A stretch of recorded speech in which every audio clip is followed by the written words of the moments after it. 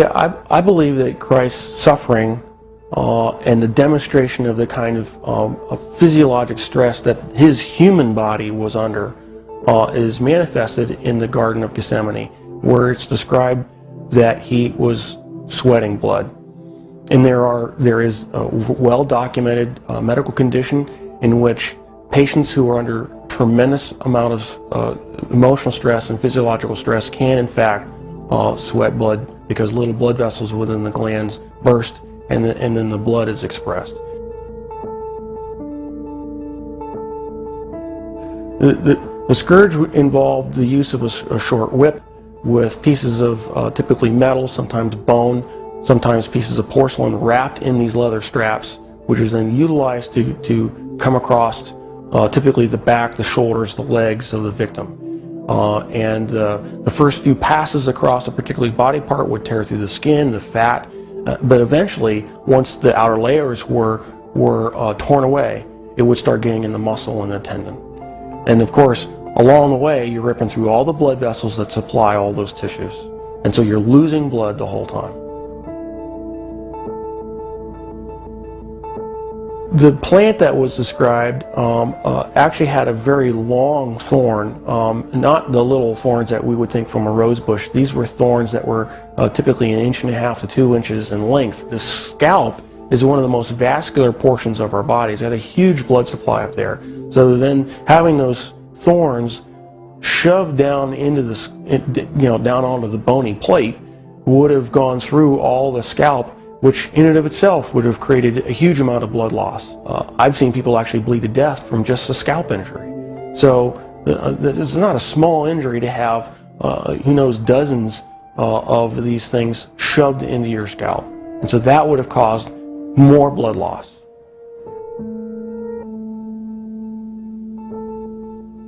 Typically when a victim has to carry the cross, what has been described in the literature, in actual Roman literature, is they describe they carry the crossbar, and the crossbar is estimated alone was estimated to weigh about 110 pounds. And of course, if your arms are stuck out here, wrapped up on the crossbar, and you fall down, you need help getting up. You just can't get up on your own, because there's no possible way without your arms to get up. So he would have needed help getting up. If he fell over, there's a good chance that he could have hit his chest, which then could account for the possibility of a cardiac injury. Anatomically, we consider the wrists as part of the hand, and so with the placement of the nails between the radius and the ulna at that position, it still fits the definition of being in the hand, and it's in a position in which the nail won't rip out, which you have to have a solid point of fixation. Another interesting point about the placement of that is the median nerve goes right straight through that particular portion of the wrist, and so there would have been either destruction of the nerve or impingement of the nerve that would have created a tremendous amount of pain, so that every time you try to take a breath, it'd be agonizing. You'd be pushing down on spiked feet, which of course hurt, and then you'd be hanging on spiked arms. And so you alternate from excruciating pain to excruciating pain every time you take a breath.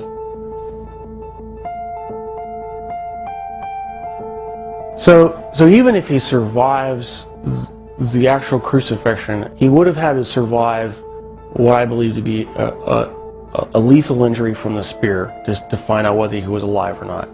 What's described is the loss of water and blood, and that would entail either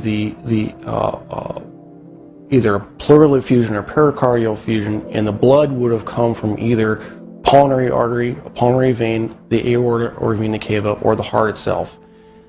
None of those injuries, unless you're treated immediately by a trauma surgeon like myself, with all the advanced equipment that we have, would be survivable after even a few minutes. Christ, as the Son of God, could have survived anything. He chose to manifest himself as a human at that point in time, and allowed himself to die. And being human at that point in time, he could not have survived this particular series of traumas. It's not possible.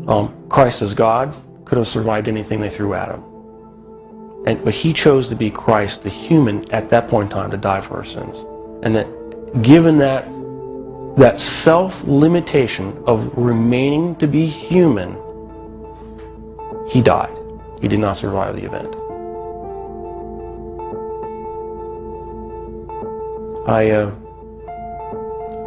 I'm profoundly impacted by it. Because I realize the price that he paid was something I would never be willing to do for probably anybody.